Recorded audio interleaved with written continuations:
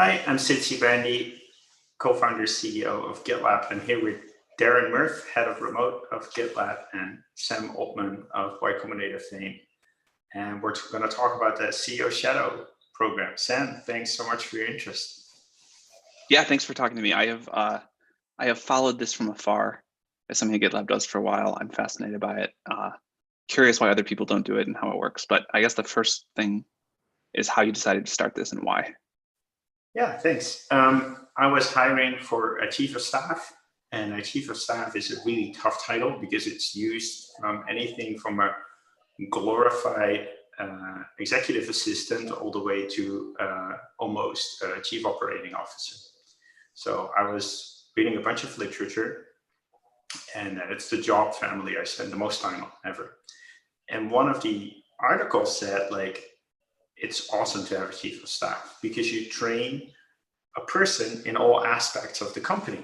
And I thought, that is wonderful. And we'll have someone every 1.5, 2 years. But we're tripling the company this year. So we kind of need to train more people. So I thought about it and I thought, hey, I don't have time to spend 10 hours a week training people. I do have time, like a couple hours a week where I make training videos and things like that. But I could just have someone attend all my meetings. Like if that's the benefit, just being in those meetings, that's cheap. You can just do that. So that's how it originated. And do this, so you do it mostly to train people 2 at a time in 2 weeks on the entire company. Like that's the core reason. Exactly. We're a functionally oriented company. That means that our biggest problem is going to be silos, where people don't understand what other functions do. All the functions come together at the CEO level. So I get this taste of all the different things. And I think sometimes things are hard to explain, but if you do it for just a little bit, you understand it. It's like explaining a game. Like explaining a game is super hard. You read the manual, you don't get it. You play it for half an hour, you get, oh, of course, like this is how it works. I think a company in some aspects is similar. We're pretty big at writing things down. We have 10,000 pages of handbook, but I think just seeing how it goes in action is very complementary to that.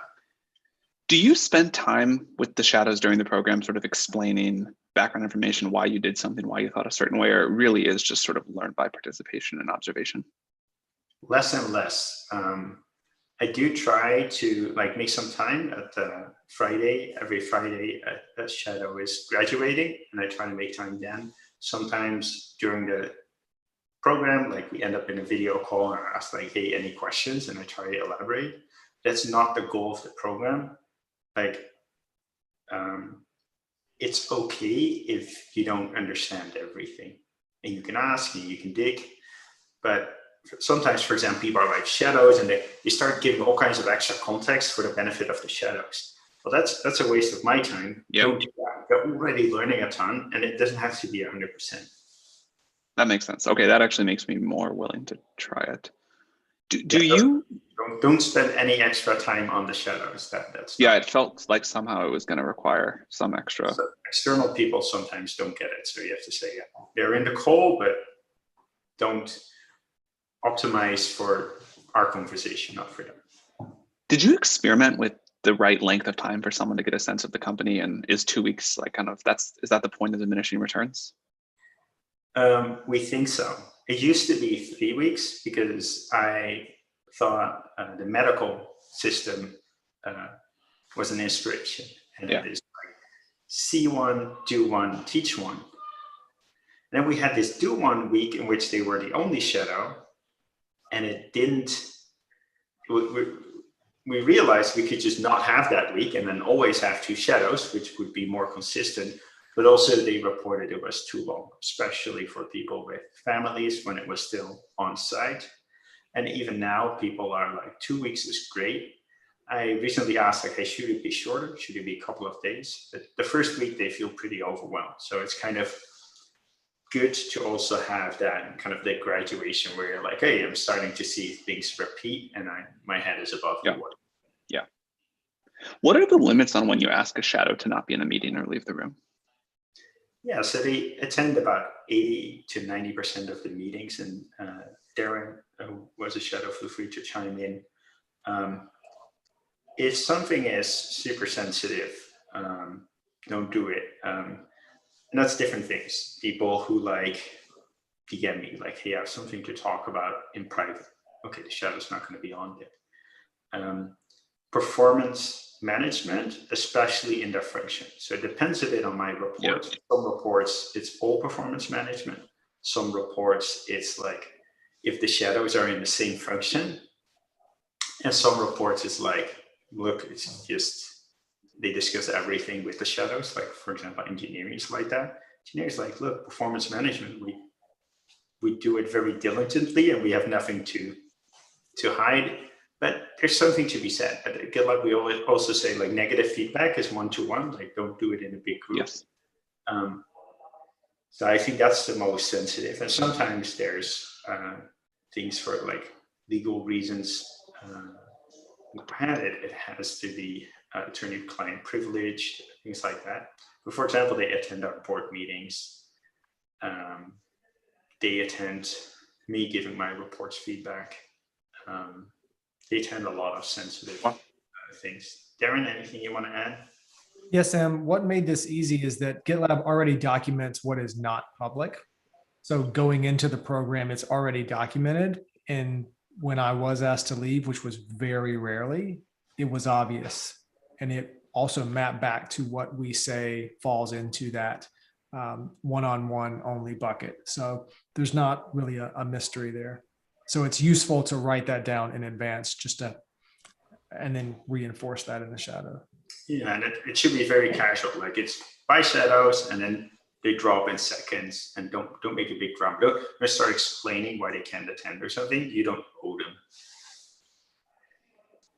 A thing that I like about this in general is just you've designed it to be sort of minimal additional workload for you, which makes the whole thing seem more palatable. I'm the laziest CEO on the planet, Sam. I didn't want any. I'd take a run at you for that one. And actually, they add a lot because they sometimes help you reflect something you missed or something else. But they're also great note takers. So they are on note keeping duty, which helps me really release me of that. Do they do prep for the meetings as well? They don't do prep, but even more important than note taking, I frequently call on them to make changes to the handbook. So in a meeting, I'll say shadows because like they're not always paying attention because it's a lot. Hey, on this page, we should change that to that.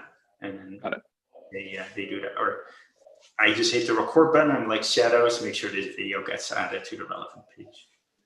Do they do other follow-ups besides that, or it's mostly that kind of thing?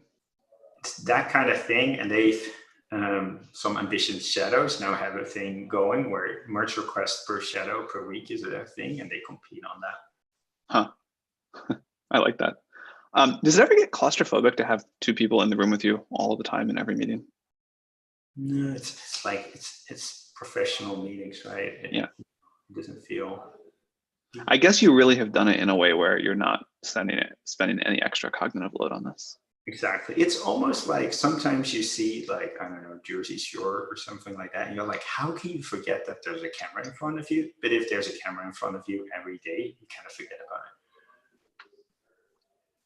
about it. Have there been? To Jersey Shore. I've never seen it, but I know what it is, and I can imagine. I can imagine that. Are there benefits to you, or is this really done for the benefit of training people on the company fast? There are benefits. We actually have I'm keeping a list, and the top highlights are CEO empathy. Like everyone in the company will have an opinion on the CEO, and most of the time they see very little actions, and then they base a big opinion on that. And these people are now all within the company, and they'll say, well, Ahmet's it, and he's actually a robot, and I've seen the wires come out of his neck. Or they see like, yeah, I've seen him, and I know that they really consider these kind of things carefully, so there's probably more behind this. Also, you're kind of, it's easy as a CEO to get out of touch with what's happening. So these people have been around me, feel more comfortable, like sending me a message like, hey, this is messed up. Someone should pay attention to this. That makes sense. Have there been non-obvious benefits to the shadows besides sort of learning how the company operates and what a CEO does? Not those aren't huge. Yeah. So on the bottom of the CEO Shadow page, there's alumni, and they have all kinds of videos. And it's not just understanding what the company does. It also, some people get really excited and ambitious, and they're like, I'm going to be a CEO one day, or I'm going to do that next career. Yeah.